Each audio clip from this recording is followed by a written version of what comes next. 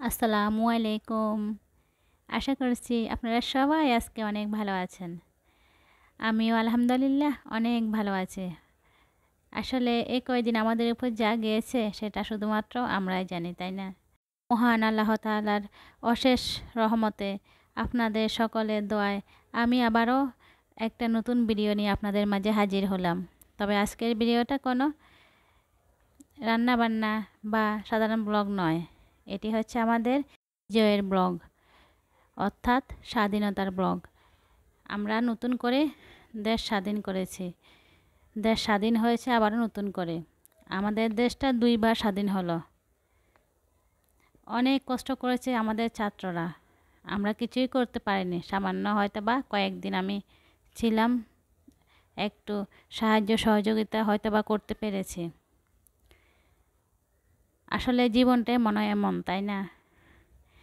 জীবন বাজি রেখে যারা এই যে শহীদ হয়েছেন, দেখেন, যারা এই যুদ্ধে শহীদ হয়েছেন আমরা সবাই তাদের রুহের আত্মার মাগফিরাত কামনা করছি। আল্লাহ ওনাদের সবাইকে জান্নাতুল ফেরদাউস নসিব করুন, আমিন। দেখেন এই যে কত ছাত্র শহীদ হয়েছেন, নাম জানা না জানা, এই যে পথচারী শহীদ হয়েছেন। তাদের রক্তের বিনিময়ে আমাদের এই আবার নতুন করে দেশটা স্বাধীন হয়েছে। একটা ছোট বাচ্চার কাছেও ধরা খেয়ে গেল পুলিশ বাহিনী, যারা কিনা এই যে শাসক আমাদেরকে শাসন করেছে, নির্বিচারে আমাদের ছাত্রদের উপর গুলি চালিয়েছে। দেখেন এই বাচ্চাটাকে দেখলে বোঝা যায় বাচ্চাটাও কিন্তু পুলিশকে ঘৃণা করে। সেও বুঝে গিয়েছে যে পুলিশ বাহিনী আমাদের উপর অত্যাচার করতেছে। তাহলে আমরা কেউ ঘরে বসেছিলাম না, সবাই কিন্তু চলে গিয়েছে, তাই না? যে যেরকম পেরেছি করেছি। কেউ ঘরে বসে দোয়া করেছি, কেউ বাইরে গিয়ে। যাই হোক, সব মিলিয়ে আমরা আজকে এই নতুন একটি স্বাধীন দেশ পেলাম। আজকে দিনটা কিন্তু নতুন একটা স্বাধীন দেশের প্রথম দিন। যখনই বিজয়ের খবর এলো, যখনই শেখ হাসিনা পদত্যাগ করে দেশ ছেড়ে পালিয়ে গেল, তখনই আমরা এই যে দেখেন, আসলে তখনকার চিত্রটা, তখন আমি বাইরে ছিলাম, তখনও ছিলাম বাহিরে, তখনও ছুটে গিয়েছি। আমাকে অনেকেই বলেছেন, আসলে আমার ভালোর জন্য বলেছেন, আমার অনেক আপুই বলেছেন যে যেন আমি সাবধানে থাকি। আমার দুইটা মেয়ে আছে, তাদের দিকে তাকিয়ে। আসলে তখন আর কিছুই মনে আসেনি। যখন একটা যুদ্ধে ঝাঁপিয়ে পড়া যায় তখন আর মনে থাকে না যে সংসার, ফ্যামিলি, বাচ্চা, এগুলো আর মনেই আসে না। তখন মনে হয় যে যে কাজে গিয়েছি তখন সেই কাজ কখন সফল হবে, এটাই কিন্তু মাথায় থাকে। আমি সব আপুদের কাছে অনেক অনেক কৃতজ্ঞ। সবাই আমার জন্য অনেক দোয়া করেছেন এবং অনেক আপুই আমার খবর নিয়েছেন আমি কেমন আছি। আমি কিন্তু আপনাদেরকে খবর দিতে পারিনি, শুধুমাত্র একজন আপুকে খবর দিয়েছি, মানসুরা মুন্নি স্টিনি ওয়ার্ল্ডের মুন্নি আপু।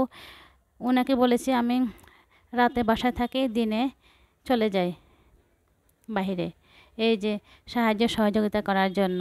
পানি, বিস্কুট, ব্রেড, এগুলো দিয়ে যদি কিছু সাহায্য করতে পারি এটাই শান্তি লাগে।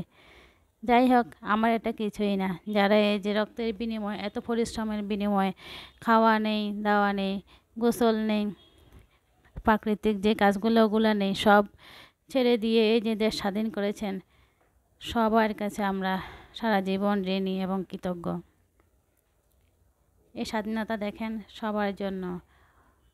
সবাই কিন্তু আজকে উড়ন্ত পাখি হয়ে গিয়েছে, অনেক খুশি, সবার মনে আনন্দের জোয়ার বয়েছে।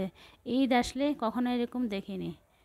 ঈদ এখানে মনে হচ্ছে ঈদের থেকে আরও অনেক অনেক গুণ বেশি মানুষ খুশি হয়েছে, আনন্দে লিপ্ত হয়েছে, সবাই বেরিয়ে গিয়েছে। আমি তখনও কিন্তু সন্ধ্যা পর্যন্ত বাইরে ছিলাম। কি মানে একটা আকস্মিক আনন্দ, তাই না? হঠাৎ করে পাওয়ার মধ্যে কিন্তু যে কোনো কিছুই আনন্দ লাগে। অনেক খুশি, অনেক খুশি। মহান আল্লাহ তাআলার কাছে অশেষ শুকরিয়া জানাই। আল্লাহ তাআলা আমাদেরকে এই জয় দিয়েছেন। এটা হচ্ছে রাতের দৃশ্য।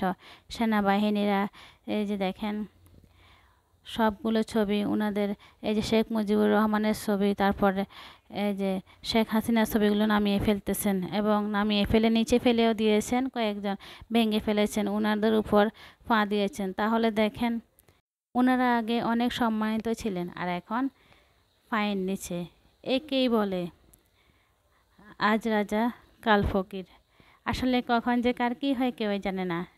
যাই হোক, পরিশেষে কিন্তু আমরাই জয় হয়েছি। আলহামদুলিল্লাহ, আলহামদুলিল্লাহ, আলহামদুলিল্লাহ। আপনারা সবাই কেমন আছেন আমাকে অবশ্যই জানাবেন। সবার জন্য মন থেকে অনেক অনেক দোয়া করি, আল্লাহ আমাদের এই সুন্দর দেশটাকে আবার সুন্দর করে গড়ে তোলার তৌফিক দান করুন। সবাই অনেক ভালো থাকবেন, সুস্থ থাকবেন। আল্লাহ হাফেজ।